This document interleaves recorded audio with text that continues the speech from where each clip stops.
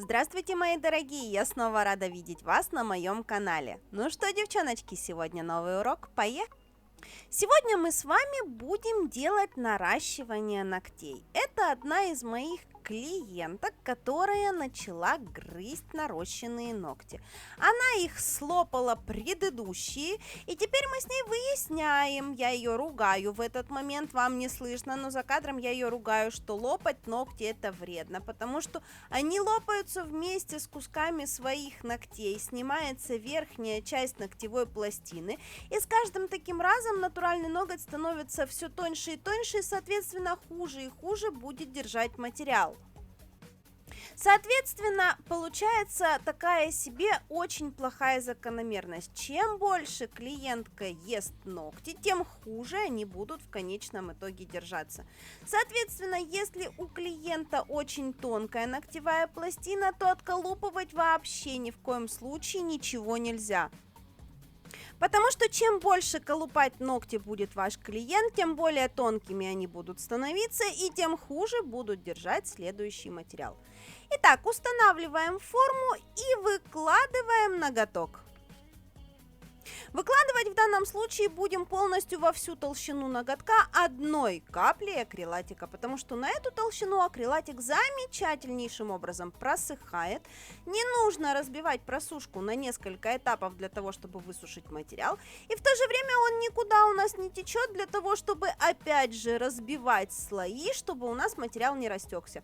Соответственно, моделирование данных ногтей у нас по времени минимизировано, то есть занимает абсолютно минимум времени. А если еще и выкладку сделать без опила, то такое наращивание можно сделать вообще минут за 30. Но все мы помним, что я все-таки остаюсь пилежным маньяком, поэтому я в любом случае буду все опиливать. Потому что каким бы контролируемым ни был наш материал, у нас все равно остается неконтролируемый клиент. Потому что она может занести руку в лампу, где-нибудь ею стукнуться, что-то не так положить, куда-то не туда нажать, и наша выкладка, к сожалению, окажется не такой чистой, как нам хотелось бы. И тогда нам все равно придется опиливать ногти. Так зачем тратить лишнее время, вылизывать выкладку, если мы все равно будем ее пилить? Я считаю, что я сокращу время на выкладке, зато потом опилом получу ровно то же готовое время, как если бы я моделировала без опила. Тем временем опиливаем наши ноготочки, превращаем их в красивые коротенькие миндалики и будем переходить к дизайну.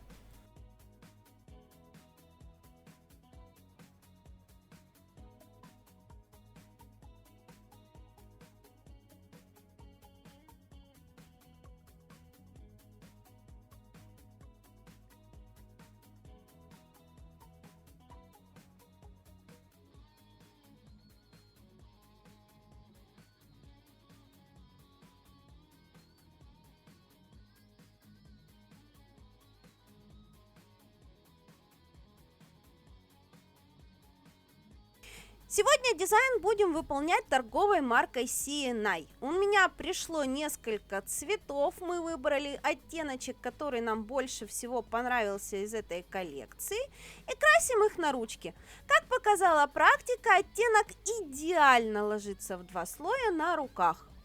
Хотя на самом деле этот цвет ожидаемо был капризный, то есть я ожидала, что он будет ложиться намного хуже, чем он повел себя вживую. Потому что такие разбеленные пастельки, они всегда себя как-нибудь не оправдывают. В данном случае никаких нареканий к этому цвету у меня нет. В 2 слоя, в среднюю толщину обоих слоев лег идеально, просохло все замечательно. На остаточную липкость от цвета мы отпечатаем немножечко фольги и оттенком чуть-чуть потемнее сделаем заготовки для наших вензелей.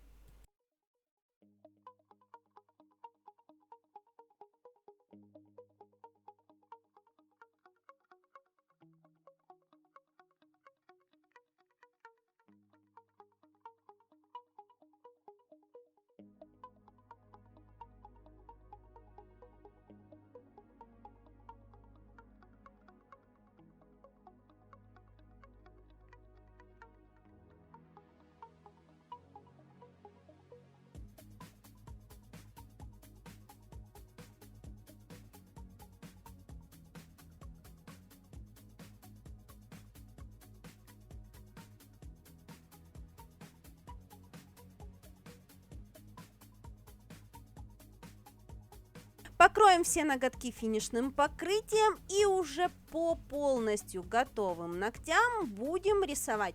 Почему по готовым? Потому что рисовать будем пастами, они создают у нас небольшой объем, и этот объем финишем покрывать ни в коем случае нельзя, потому что финиш заровняет все объемные части, и никакого объема у нас не будет смысл рисовать объемным материалом объемные вензеля, если их потом зальешь финишем. Итак, как я вам уже говорила, пастами для дизайна создаем объемные вензелечки. В данном случае нам нужно разложить материал таким образом, чтобы у нас был переход объема.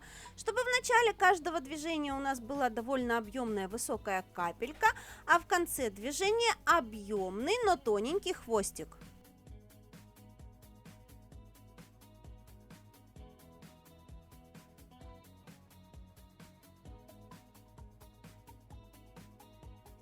Далее, для того, чтобы подчеркнуть самые объемные части после просушки в вот этих вот подмалевках, я беру тоненькую кисточку и этим же материалом делаю дополнительные тонкие резные бортики. То есть я прокладываю колбаски материала таким образом, чтобы подчеркнуть объемные грани своих будущих вензелей. И это я могу делать ровно в столько слоев, сколько моей душеньки угодно. Чем больше слоев материала я положу, тем объемнее и более резными будут мои вензеля. При этом этот объем совершенно не мешает в жизни, он ни за что не цепляется, он не острый, нормально носится в случае того, если вы хорошо его просушили. Вот здесь вот сколоться может только тогда, если вы плохо просушили объем и он у вас не просох. Если вы просушили все правильно, соответственно, у вас клиент с удовольствием относит этот дизайн от коррекции до коррекции. В данном случае тонкой кистью я еще добавляю некоторые более мелкие элементы в свой дизайн. Мелкие и низкие, то есть эти мелкие элементы я уже в объемы поднимать не буду. Такой вот очень нежный и стильный дизайн у нас получается, и сейчас в канун начала свадебного сезона этот дизайн ногтей можно рассматривать как дизайн для невесты. Именно такие варианты будут очень востребованы у вас, если к вам обратится кто-то с желанием свадебного маникюра. Поэтому обязательно повторите этот дизайн и сделайте его у себя на палетке с типсами, для того, чтобы вы могли его показать, как он выглядит вживую. Для усложнения данного дизайна можно использовать стразы, бульонки, можно добавить какие-нибудь еще больше блесточек, если вам захочется, например, вот эту вот зону под вензеля полностью прокрыть блестками, тоже как вариант в зависимости от того, что хочет ваш клиент. И опять же, поменяв цветовую гамму, вы можете получить миллионы разных вариаций. Хотя в данном случае мы рисовали этот дизайн не для невесты, но тем не менее для невесты он подойдет более чем.